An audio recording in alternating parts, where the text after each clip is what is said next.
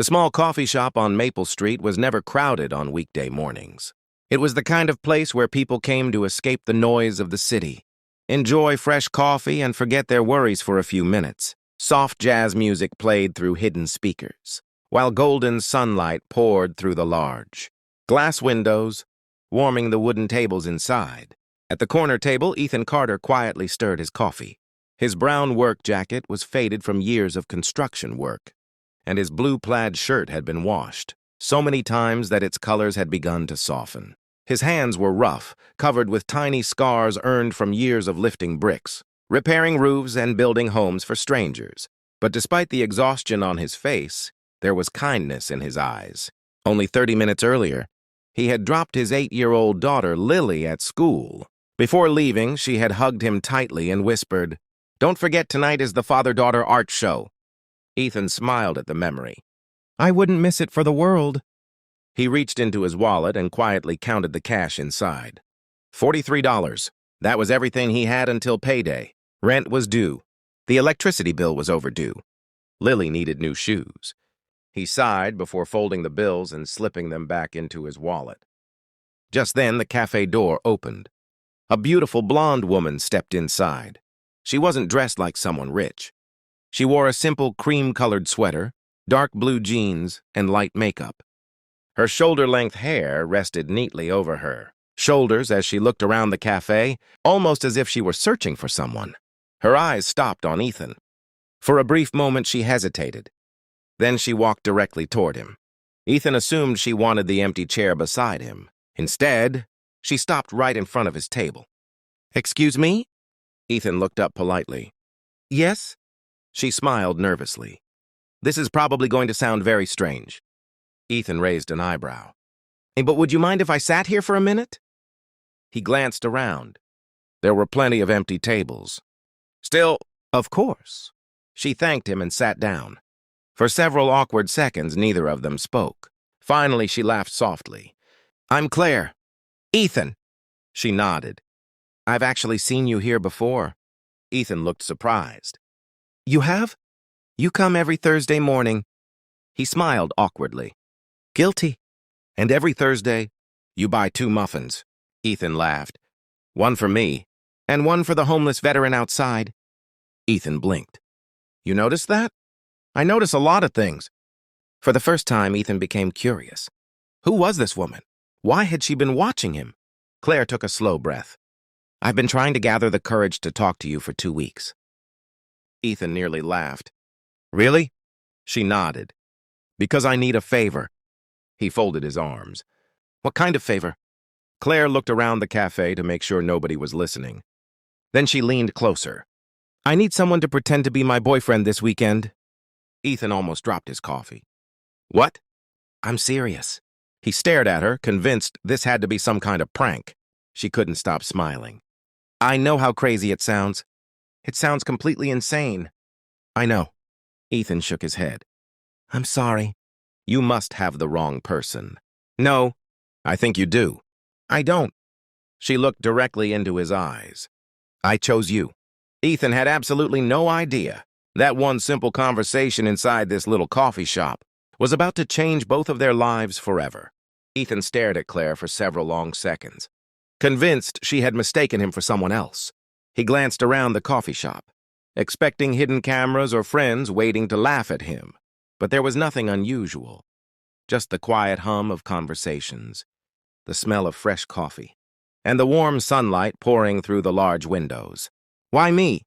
he finally asked, his voice calm but filled with disbelief. Claire smiled softly, her eyes never leaving his. "Because every time I've come here, I've watched you put everyone else before yourself. You buy breakfast for the homeless veteran outside before buying your own. You always leave a generous tip even, though your clothes. Tell me money isn't easy for you. And last Thursday, I watched you leave without drinking your coffee because your daughter called saying she'd forgotten her school project. You didn't hesitate for a second." Ethan lowered his eyes, slightly embarrassed. "Any father would do that?" Claire slowly shook her head. "No, not every father would." For a moment, silence settled between them before Ethan sighed deeply. "Even if I wanted to help, I can't.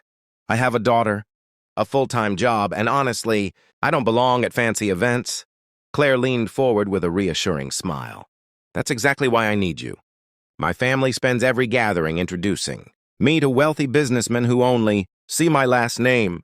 I don't want another fake smile or another expensive suit. I just want someone genuine standing beside me. Ethan rubbed the back of his neck, clearly uncomfortable. Look, I'm just a construction worker. I don't even own a suit. Claire laughed gently. Then don't wear one. Come exactly as you are. Before Ethan could answer, his phone buzzed. It was Lily. Her cheerful little voice instantly softened his expression. Dad, don't forget the art show tonight, she reminded him. I won't, sweetheart, he replied with a smile. I'll be there. Claire quietly listened to the conversation, noticing the warmth in his voice. When the call ended, she looked at him thoughtfully. You really love your daughter, don't you? Ethan smiled without hesitation. She's my whole world. Something in Claire's expression changed. For just a second, sadness crossed her face before she quickly hid it. Then let me make you a promise, she said quietly. This weekend won't interfere. With your time with Lily, I'll arrange everything around your schedule. Ethan remained silent for nearly a minute, weighing every possibility. The extra money Claire had offered could pay Lily's overdue school fees and finally buy the new shoes she desperately needed. Yet something about the situation still felt unbelievable. Finally, he took a slow breath and nodded once. All right, just this weekend. Claire's face immediately lit up with relief. Thank you. She handed him a small card with an address and a time written neatly on it. Friday, 6 o'clock. Please don't be late. Ethan slipped the card into his jacket pocket without even reading it. As Claire stood to leave, she paused for a moment, almost as if she wanted to tell him something important. But instead, she simply smiled and walked out of the coffee shop. Through the window, Ethan watched her climb into a sleek black luxury sedan waiting across the street, his eyebrows furrowed. That's an expensive car, he murmured to himself. Before he could think any further, the vehicle disappeared into traffic. Ethan finished the last sip of his now cold coffee, completely unaware that the woman he had just agreed to help wasn't simply attending an important family gathering. She owned the company hosting it, and by this time tomorrow, his ordinary life would collide with a world of unimaginable wealth, secrets, and a truth that would leave him questioning everything he thought he knew. Friday arrived faster than Ethan expected. After finishing a long shift at the construction site, he rushed home, helped Lily with her homework, and dropped her off at his sister Emma's house for the weekend. Before leaving, Lily hugged him tightly and smiled. Have fun, Dad. Maybe you'll finally make a friend instead of working all the time. Ethan laughed softly, kissed her forehead, and promised to be back before Sunday evening. He still couldn't believe he had agreed to spend an entire weekend pretending to be the boyfriend of a woman he barely knew. Following the address Claire had given him, Ethan drove his old blue pickup truck across the city. As he turned onto a private road, his hands tightened around the steering wheel. Ahead of him stood the grand entrance to the luxurious Grand Kensington Resort, one of the most exclusive hotels in the state. Expensive sports cars, limousines, and black SUVs filled the circular driveway while photographers snapped pictures of elegantly dressed guests arriving for the weekend gala. Ethan glanced down at his clean but simple navy blazer, blue plaid shirt, and polished brown boots. For the first time in years, he felt completely out of place. Just as he considered turning around, Claire appeared at the top of the marble staircase. She looked breathtaking in a graceful emerald green evening gown, her blonde hair styled elegantly over one shoulder. Yet despite the glamorous surroundings, her smile remained exactly the same as it had been in the little coffee shop. She walked directly toward Ethan without paying attention to the wealthy guests watching them. You came, she said warmly. I almost didn't, Ethan admitted with a nervous smile. I'm glad you did. Before he could respond, the atmosphere around them suddenly changed. Hotel staff standing near the entrance immediately straightened their posture. Security guards discreetly touched their earpieces. The hotel manager hurried outside and respectfully lowered his head. Good evening, Ms. Mitchell, he said. The board members have already arrived. They're waiting for you in the executive ballroom. Ethan frowned. Ms. Mitchell? The manager continued. The shareholders are also asking whether you'd like to review tomorrow morning's presentation before dinner. Ethan slowly turned toward Claire. She froze. For several long seconds, neither of them spoke. Finally, Ethan asked quietly, Claire, what exactly do they mean by shareholders? Claire lowered her eyes. There's something I should have told you. Ethan's expression hardened. You own this place, don't you? Claire took a deep breath. No. Relieved, Ethan nodded slightly. Then she softly continued. I own the company that owns this place. His smile disappeared. The entire company? She nodded. And several others. Ethan stood speechless as the truth settled over him. The woman he thought was an ordinary young professional wasn't simply successful, she was the millionaire, CEO of one of the country's largest business empires. The realization left him, wondering whether anything about the past week had been real, or whether he had unknowingly stepped into a world where he didn't belong. Ethan took a slow step backward, struggling to process everything he had just heard. So, you knew who I was, but you never told me who you really were? His voice wasn't angry, it was disappointed. Claire looked into his eyes, her confidence fading for the first time since they'd met. Because if I had introduced myself as Claire Mitchell, CEO of Mitchell Global, you would have treated me differently. Everyone does. Ethan remained silent. She continued, most people don't see me. They see my company, my money, or what they can gain from knowing me. I wanted one weekend where someone looked at me, like an ordinary person. Ethan sighed deeply. You should have trusted me with the truth. Before Claire could respond, a loud voice interrupted them. There you are, Claire! A sharply dressed businessman approached, with several elegantly dressed guests behind him. His eyes immediately landed on Ethan, and a mocking smile spread across his face. So this is your mystery date? He laughed. I thought you were joking. The group behind him exchanged amused glances. One woman whispered loudly enough for Ethan to hear.